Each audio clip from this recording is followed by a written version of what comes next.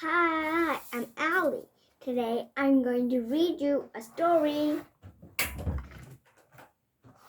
The Mind Reader. Are you ready? Yeah! The Mind Reader. Chapter 1. Rahib Sees All. Nelson had been hiding Rahib's things all week. On Monday, he hid his bag. On Tuesday, he hid his lunch. On Wednesdays, he hid his homework book. On Thursday, he hid his pencil case. At recess on Friday, Nelson said to Rahib, "I bet you can't guess what I'm going to hide today." "Sure can," said Rahib. "My hat." "Am not." "R2, am not." "Yes, you are," replied Rahib. "My uncle comes over last night and showed me how to read minds." "Yes, right," snored Nelson.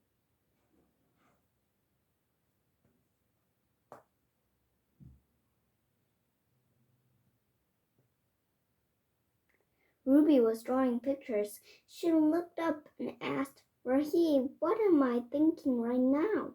Just then, Nelson missed Mr. Hard fast handball shoot for miles, and the ball hit Ruby's head. "Ow!" she cried.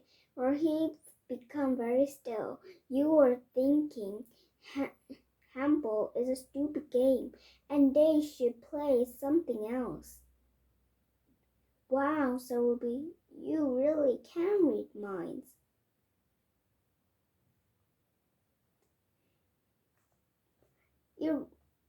"No, he can't," said Nelson, rolling his eyes. "Everyone knows you think handball's a stupid game."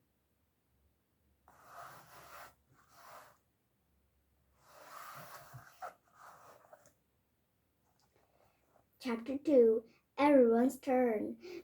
Ruby walked off, rubbing her head. She told Beatrice and Brooke that Rahib could read minds. Beatrice and Brooke told the rest of the class.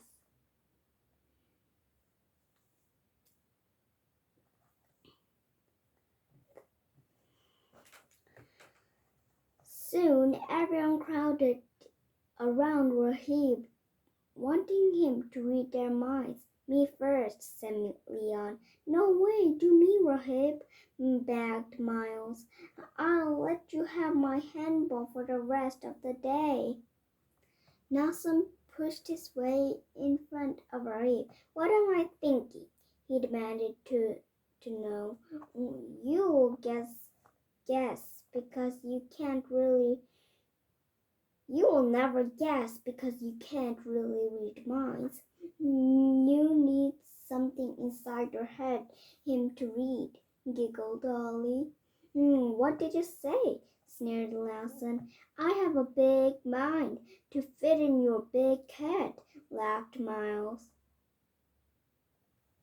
He stepped forward, right up close to Nelson. He calmly closed his eyes and again became very still.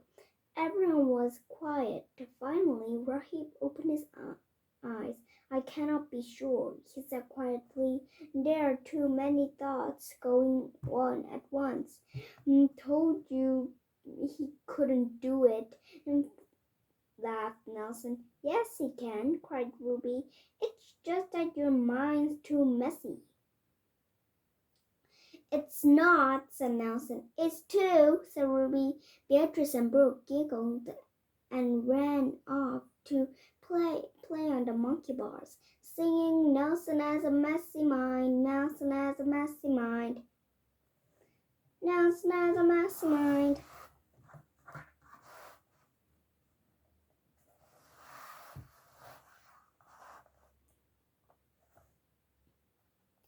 Chapter 3. The Teacher Test. "Hey, who is that teacher on playground duty?" asked Teeny, pointing across the yard. "He's filling in for Mr. Taylor for the week," said Tommy. The teacher walked over to them. "Hello, children. My name is Mr. Sharp," said Rahib, reading the teacher's name, badge, and finished the sentence for him. And you are about to ask what we are doing. Great job, smiled Mr. Serp. You must be a mind reader.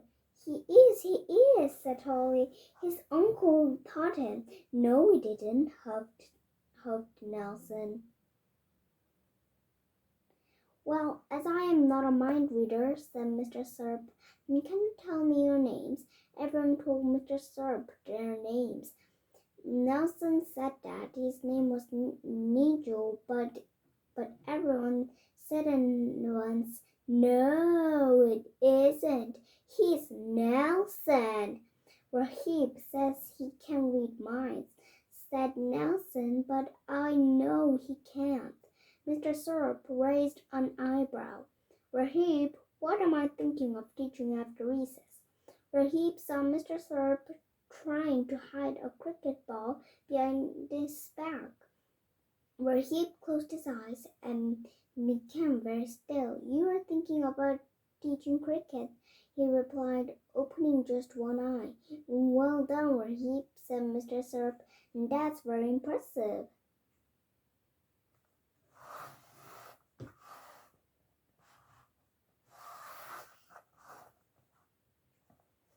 How was that impressive? Spluttered Nelson, who had not seen the cricket ball. You're a sports teacher. You're meant to teach sport.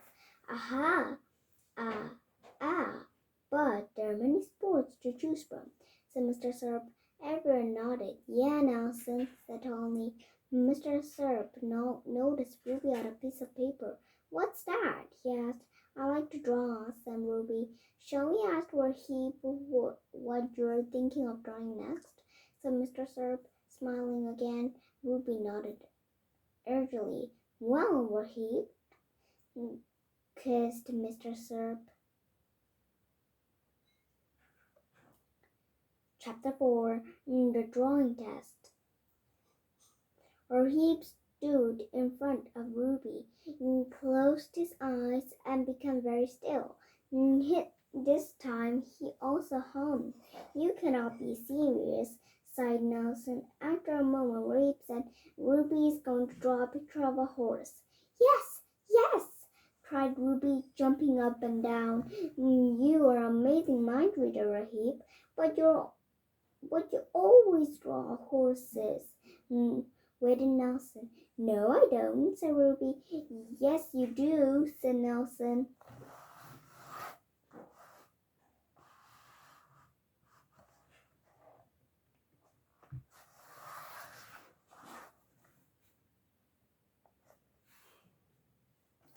No, she doesn't, said Holly. Joining, I saw her draw a picture of Bruno with love hearts all around. Everyone's mouths fall open. Did you draw a picture of me? Asked Bruno excitedly. It wasn't you, said Ruby quickly. It's someone else who looks like you. And they were fires, not hearts. They sure like hearts to me, suggested Holly. Who looks like me? Said Bruno, a little confused. I think you need to go to the toilet, Bruno, said Rahib. You are an excellent mind reader, replied Bruno as he hustled off. Nelson could not believe what he was hearing. No, he's not, he cried.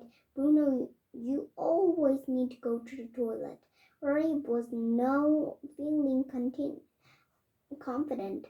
Nelson, you need to calm your mind, he said. Leave my mind alone, yelled Nelson, stomping off.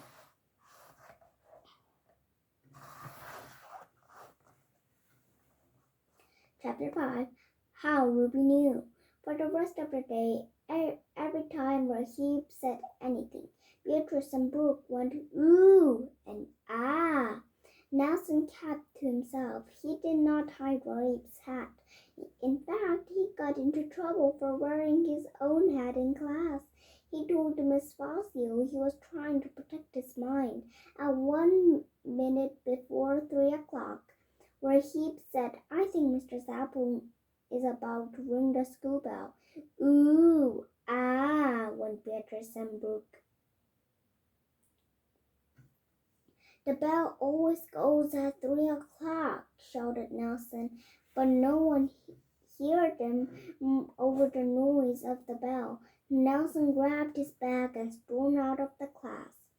You don't know to be a mind reader, observed Bruno. You to know he doesn't like that you can read minds, Rahib. But I can, replied Rahib softly. I know, said Ruby. I knew that all along because I can.